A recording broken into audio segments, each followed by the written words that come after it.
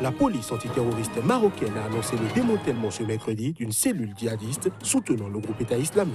Aussi, 4 membres de cette cellule ont-ils été arrêtés au cours d'une opération conjointe.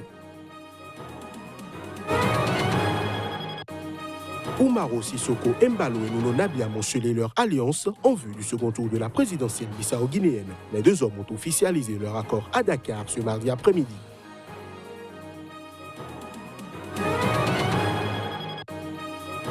Au moins 23 personnes sont mortes et plus de 130 ont été blessées ce mardi dans l'incendie d'une usine du nord du Khartoum. Le drame a été provoqué par l'explosion d'un camion-citerne contenant du gaz.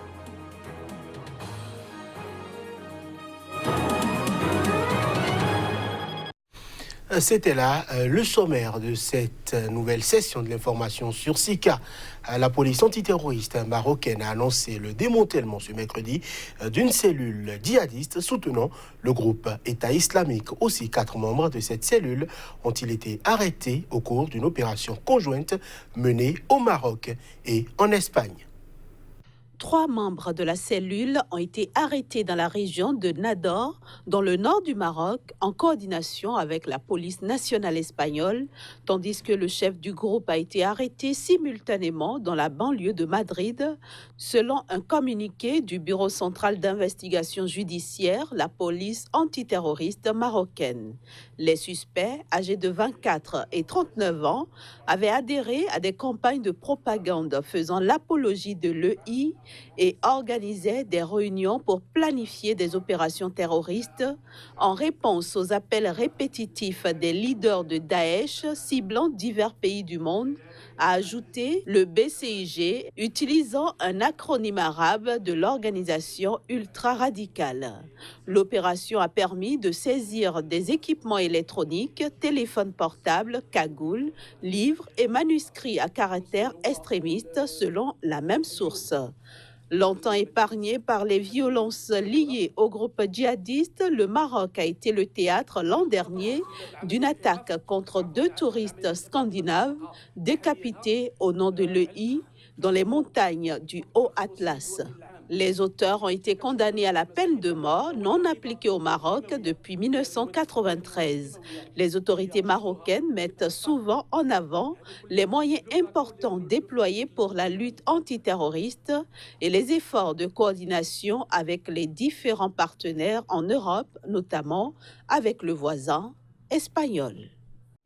Umaro Sissoko Embalo et Nuno Nabiam ont scellé leur alliance en vue du second tour de la présidentielle bissau-guinéenne. Les deux hommes ont officialisé cet accord à Dakar. C'était ce mardi après-midi. L'imprécision.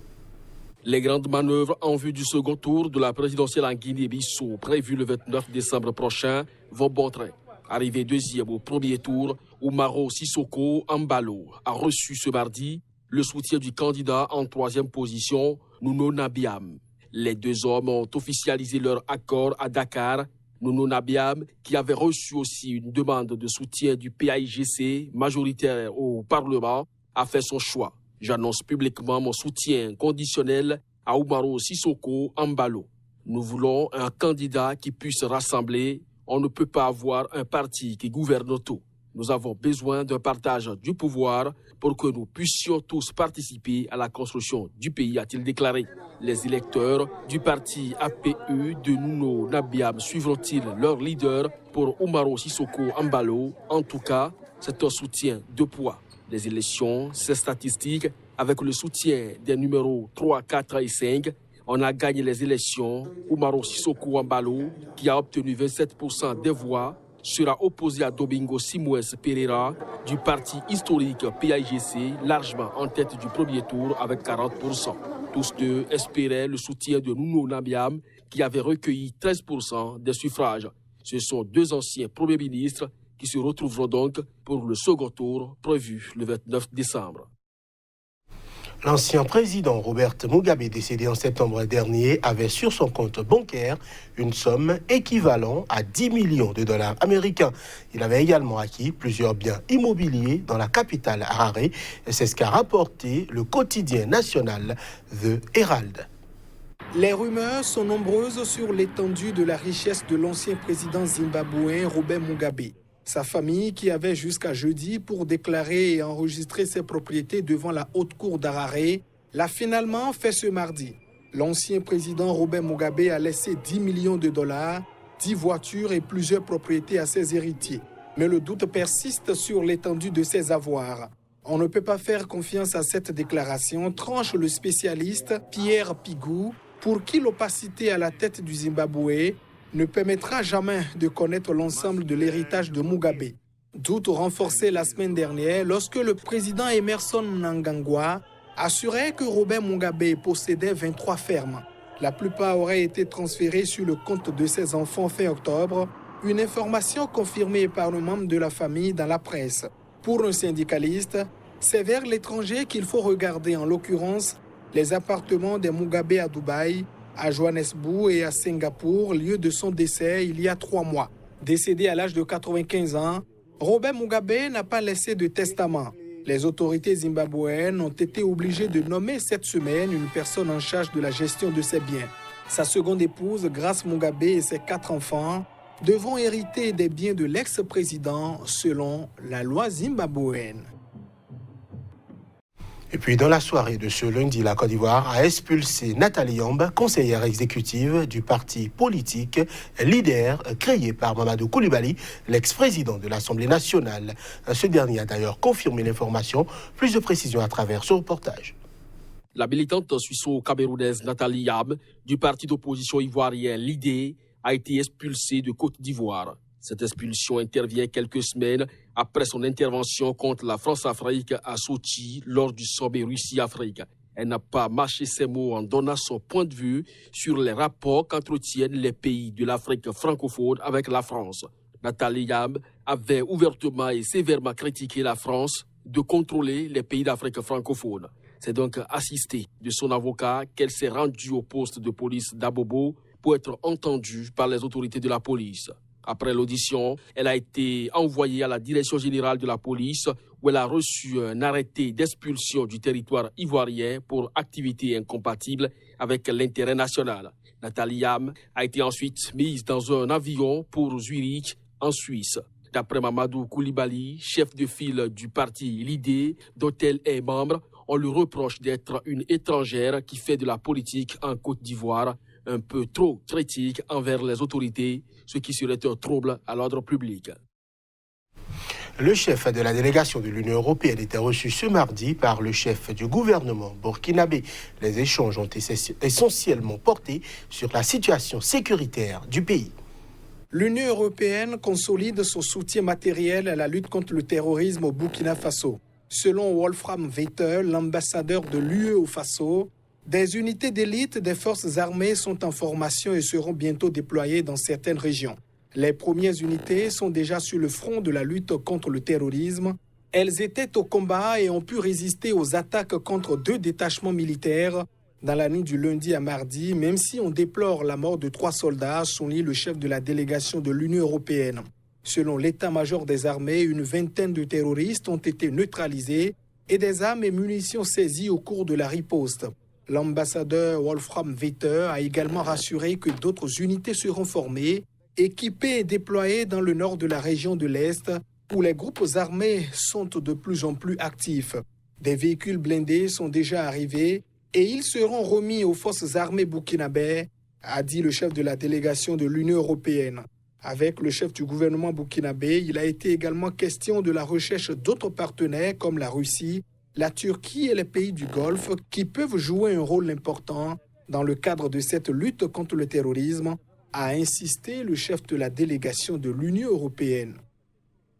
Mesdames et messieurs, cette édition se poursuit. 2 soldats maliens ont été tués lundi et 7 autres blessés par un engin explosif improvisé dans le centre du pays en guerre, non loin de la frontière du Burkina Faso. C'est en tout cas ce qu'a annoncé l'armée malienne dans la nuit depuis novembre 2019. Au moins 4 soldats maliens, 2 soldats burkinabés et un soldat français ont été tués par des mines artisanales. Les civils ne sont donc pas épargnés. L'explosion s'est produite en milieu de journée à Diougani, dans la région de Mopti, a indiqué l'armée sur les réseaux sociaux, sans donner davantage de précision.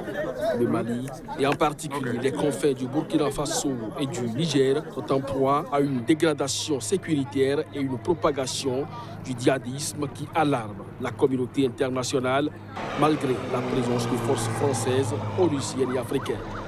Le conflit au Sahel a fait des milliers de morts et des centaines de milliers de déplacés.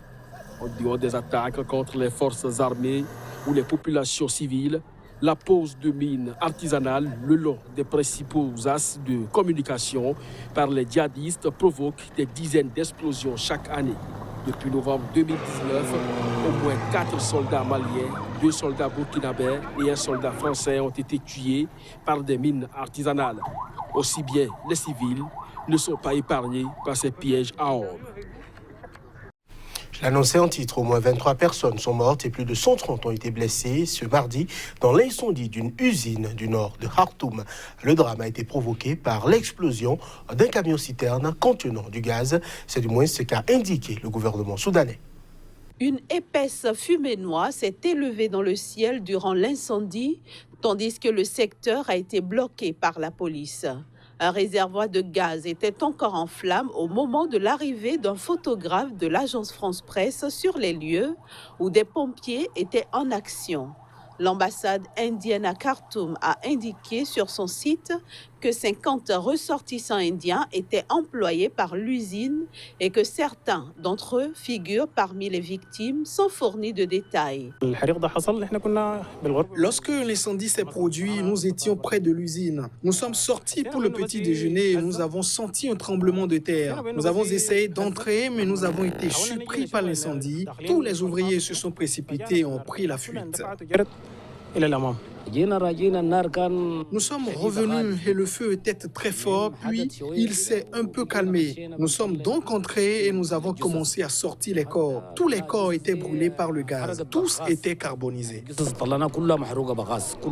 Dans un communiqué, le gouvernement a rapporté que 23 personnes ont été tuées et plus de 130 blessées dans un incendie dans une zone industrielle provoquée par l'explosion d'un camion-citerne contenant du gaz. Selon les premières informations recueillies sur place, il manquait du matériel de sécurité dans l'usine, a rapporté le gouvernement. Il y avait aussi des produits inflammables mal rangés, ce qui a permis la propagation du feu, a-t-il ajouté, précisant qu'une enquête avait été ouverte.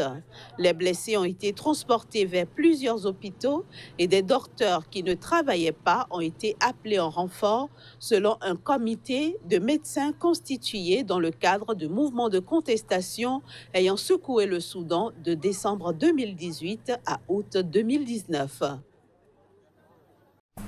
Et ce sera déjà tout pour cette édition que nous vous remercions d'avoir suivi.